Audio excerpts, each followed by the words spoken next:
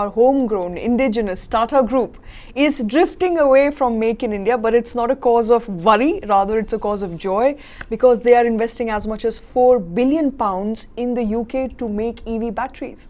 And that's a huge investment, Shweta. Now, remember, about 6 weeks back or so, Tata Sons had announced setting up a battery manufacturing, EV manufacturing plant in Gujarat, 13,000 crore rupees. I don't know what that translates to in pounds. I think divided by 100 would be the easy math correct, to do. yeah. But £4 billion worth of investments in the UK, Europe, all of Europe, ever since I think the last 30 years or so, has not been seen as a manufacturing hub. Right, it's been seen as a consumer market. You make in Asia and you sell in Europe, right? You make in Asia and you sell in USA. So I think the developed economy has not seen mass scale industrialization as we know it, factories being set up for the longest time. 50 years, right? Yes. And this is the time when Tata Sons decides to invest in the UK, create 4,000 jobs, create a 40 gigawatt hour capacity battery cell manufacturing unit, which is going to be the largest ever investment in the automotive sector in the UK and among the largest ever investments in all of Europe, right? So, so it seems like the Tata Group is trying to safeguard its own interests, knowing that getting access to semiconductors or getting access to raw material goes into the technology, getting that from China and other not so friendly countries into India could pose as a challenge. Now, of course, JLR is a UK based company. Tata bought that and it makes immense sense with this electrification of the JLR fleet for a closer to home sort of manufacturing unit which can supply to the JLR plant. So JLR of course becomes the first primary target for the manufactured output of this unit, but I think that technology transfer and the transfer of vendors to India is also something that Tata Group would be working with in tandem. I'm not a jingoist, but it does bring me immense joy and pleasure to hear that an Indian company is taking jobs to UK.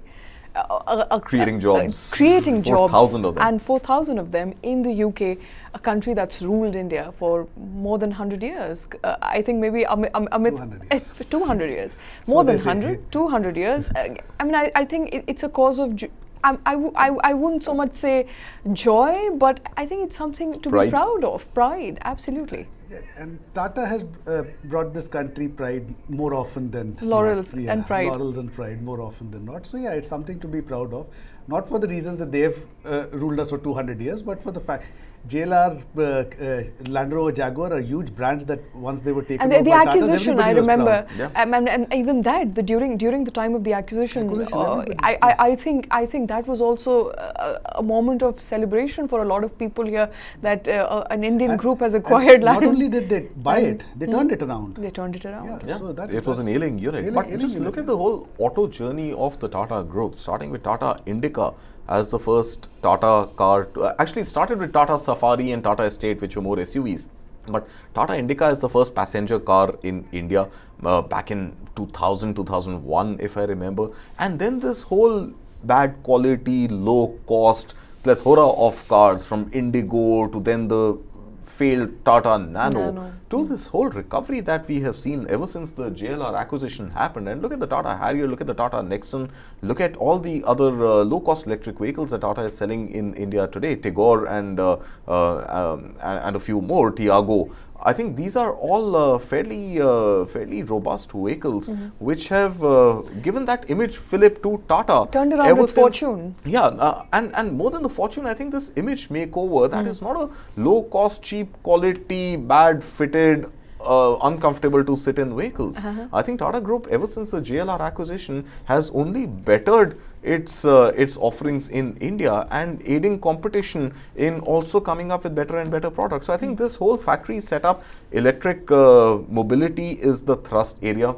And in fact, N. Chandrasekaran has gone on record and said that, if he can pull up that quote also of his, he's gone on record and said that that this is going to be one of the state-of-the-art investments in the electric mobility for not just the UK but for the rest of the world. And in fact, his statement has also and his move to invest this has also attracted the Prime Minister of UK, Rishi Sunak, to come out and praise the investment made by Tata Sons, going on record and saying that this is the largest ever automotive sector investment in the UK. So you're right, there is pride. There is, of course, jingoism also to it. Why not? I mean, here we have an Indian company which is creating jobs and giving a push to the UK economy, which is dwindling. It is not growing. And this factory will be up and running in 2026. High energy prices, inflation, and we are driving the EV story pretty much from India and from Indian investments.